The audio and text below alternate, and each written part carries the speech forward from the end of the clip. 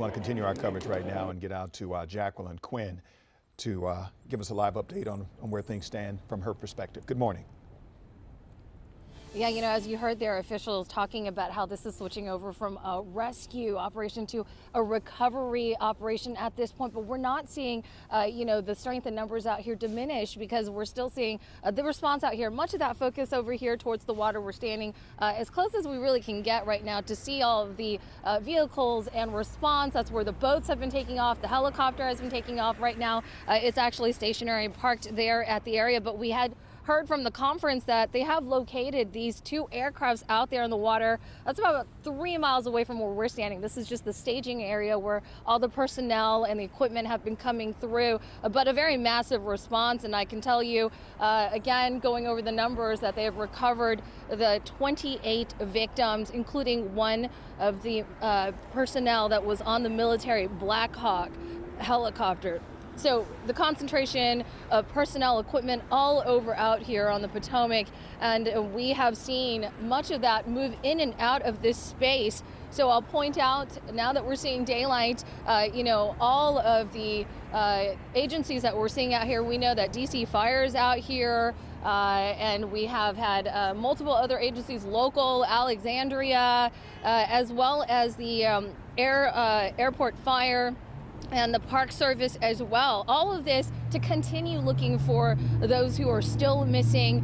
And you know, you've heard about it. The conditions on the water at this time are very hard to navigate, extremely rough, according to the DC fire chief. He talked about some areas waist deep water, 18 feet. And then you can see from out here, it's icy, okay? It's very cold this time of the year. It's murky, and it's still moving down there, and that's why these are very extremely rough conditions.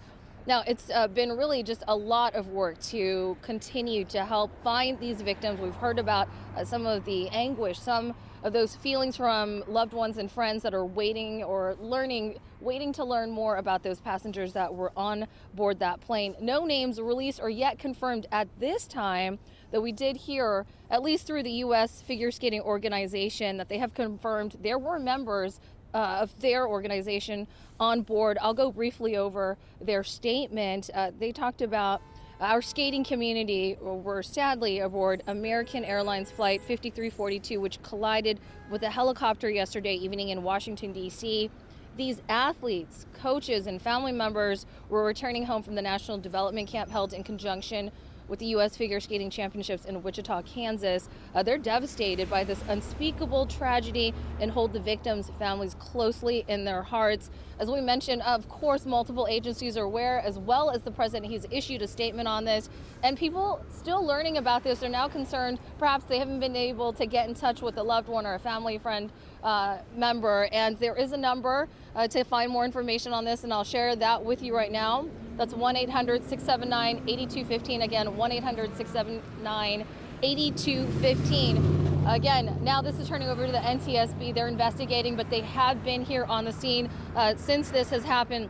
People wanting to know, or the question is, you know, what happened here? Why was perhaps this military helicopter flying so low? All these things will be stuff that the NTSB will have to be looking at. And the latest, as you heard, they're going to try to open up the airport back at 11 today. For now, I'll send it back to you guys. All righty, Jacqueline Quinn reporting live for us.